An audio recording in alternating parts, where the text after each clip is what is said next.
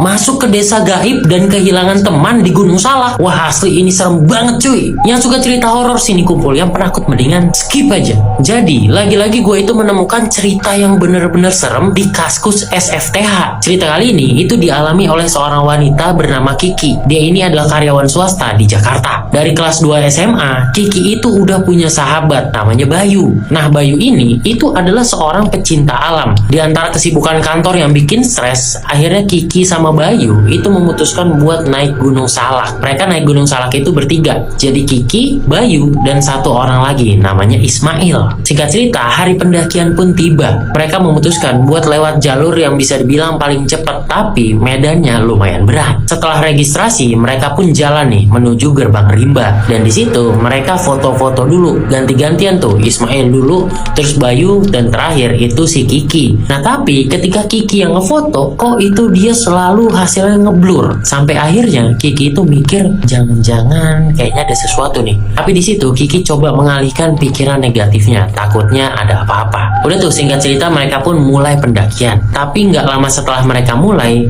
turun gerimis. Terus makin lama kok hujannya makin deras. Ya udah tuh, mereka memutuskan buat istirahat sambil pakai jas hujan. Nah, ketika mereka itu lagi berhenti pakai jas hujan itu, Kiki itu kayak ngedenger ada suara hembusan nafas dari salah satu semak-semak. Di situ Kiki agak parno. Dia itu nanya, lu denger nggak ada suara nafas kayak gitu? Tapi teman-temannya pada nggak denger apapun. Ketika mereka cek juga ke semak-semak itu, ya nggak ada siapa-siapa. Beberapa saat kemudian ketika hujannya mulai reda, tiba-tiba muncul nih dari bawah ada satu kelompok pendaki. Isinya ada 6 orang. Mereka pun kenalan, ngobrol-ngobrol, basa-basi, dan kelompok ini, kelompok yang dipimpin oleh seseorang yang bernama Kang Daud, itu ngajakin Kiki dan temen-temennya buat gabung, buat naik ke puncak sama-sama. Walaupun sebenarnya salah satu anggota kelompoknya itu kayak agak menolak, gara-gara kalau misalkan digabungin, itu kan jumlahnya jadi ganjil. Sedangkan di situ tuh kayak ada mitos ya, pendakinya itu nggak boleh ganjil jumlahnya. Tapi kata Kang Daud, udah, yang penting niatnya itu baik dan nggak ngerusak alam, nggak akan apa-apa. Mereka pun melanjutkan perjalanan, dan ketika nyampe persimpangan, di situ tuh Kiki minta istirahat. Soalnya dia tuh ngerasa tas carrier yang dia bawa kok makin lama makin berat. Kang Daud yang ngelihat Kiki kayak gitu, akhirnya langsung nyalain rokok, diisep, dan asapnya itu langsung dihembuskan ke Kiki. Terus setelahnya,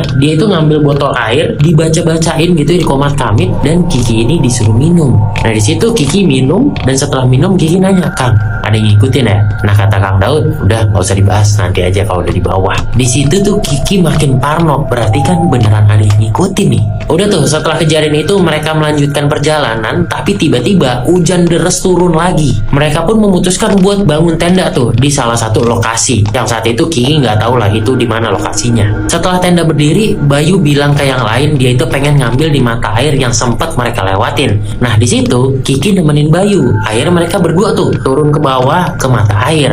Nah, ketika mereka itu lagi ngambil air di mata air itu, Kiki itu ngerasa ada suara geraman-geraman yang bikin Kiki itu makin takut. Nah, buat menghilangkan ketakutan, Kiki pun memutuskan buat cuci muka di mata air tersebut. Nah, ketika lagi cuci muka, dia itu ngerasa di belakang dia ada seseorang nih, bukan Bayu. Nah, ketika nengok, ternyata benar ada satu pendaki lain. Dan mereka itu ngobrol-ngobrol. Nah, katanya pendaki ini adalah pendaki sendirian, solo trekking ya namanya. Setelah ngobrol-ngobrol sebentar, Kiki balik badan nih, pengen jalan ke arah Bayu. Tapi ketika baru jalan selangkah, dia itu kayak nyium bau busuk gitu. Kiki badannya langsung ngerasa merinding tuh. Dia balik badan lagi, dan pendaki yang tadi itu udah hilang. Kiki pun langsung lari nih ke arah Bayu, bilang kalau dia tuh baru lihat setan. Bayu cuma ketawa-tawa doang, dan mereka pun jalan nih balik ke arah tenda. Tenda mereka tuh nggak jauh sebenarnya, paling cuma 10 menit lah jalan. Tapi ini kok jalan udah lumayan lama, nggak nyampe-nyampe juga. Kiki ngerasa kayaknya mereka itu disasarin. Dia udah bilang sama Bayu, tapi Bayu udahlah jalan aja, jalan gitu. Mereka jalan, saat itu posisi udah sekitar jam 4:30 sore. Sampai akhirnya suasana makin gelap, dan tiba-tiba Bayu kepleset ke antara celah tebing.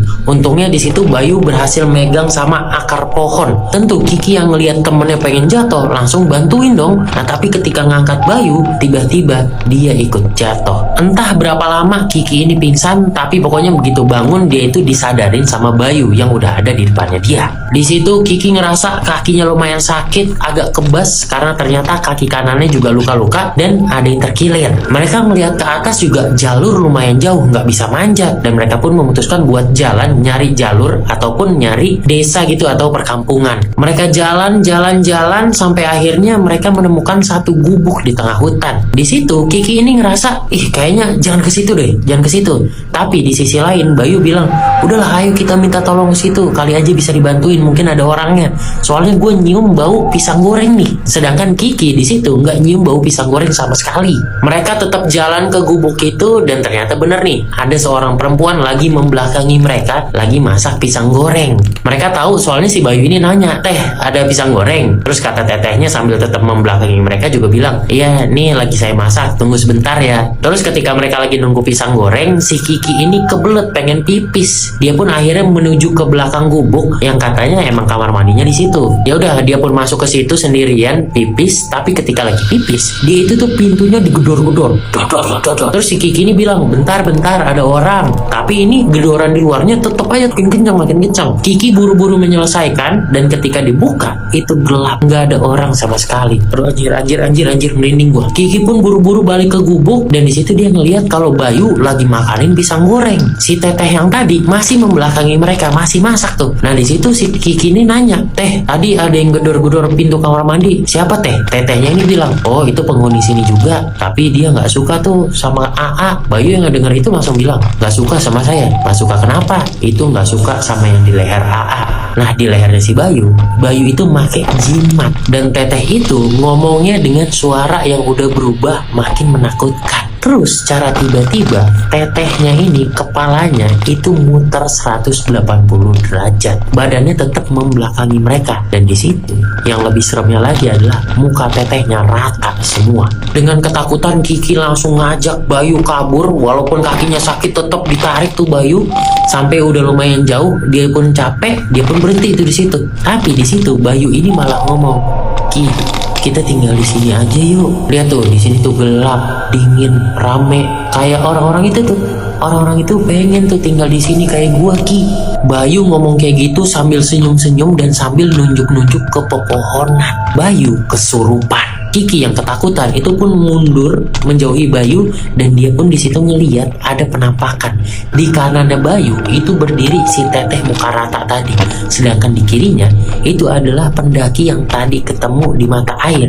Nah yang lebih parahnya lagi adalah di belakangnya Bayu lumayan jauh itu kayak ada harimau yang menggeram kayak pengen memangsa si Bayu. Dan tiba-tiba ada suara perempuan ketawa.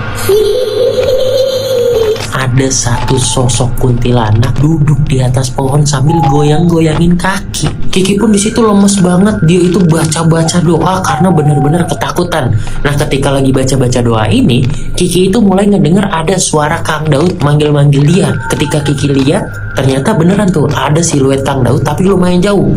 Kiki buru-buru datengin siluet itu dan ketika lagi jalan tiba-tiba suasana gelap total. Kiki nggak bisa ngelihat apapun. Nah ketika suasana gelap total ini, Kiki mulai mendengar suara-suara yang nggak jelas manggil-manggil dia. Ada suara-suara ketawa. Pokoknya kalau didengerin itu tuh intinya bukan suara manusia dan kayaknya itu adalah suara setan-setan di situ. Kiki pun jalan terus tapi tuh dia nggak tahu arah sampai akhirnya dia capek dan dia pun ketiduran. Kiki pun akhirnya disadarkan ketika ada warga yang lagi lewat di situ. Karena ngelihat ada seorang warga, Kiki pun bilang, Pak tolong saya tersesat. Akhirnya Kiki pun dipapah, dibawa ke base camp. Ketika nyampe base camp, ternyata udah ada Ismail dan juga kelompoknya Kang Daud. Ada Kang Daud juga di situ. Dan di situ Kang Daud sama yang lain juga bilang kalau si Bayu ini udah ketemu, tapi keadaannya sudah meninggoy. Dimana kalau kata dokter yang meriksa, si Bayu ini udah meninggoy ketika dia itu jatuh dari jurang karena lehernya itu patah. Jadi yang nemenin Kiki setelah jatuh itu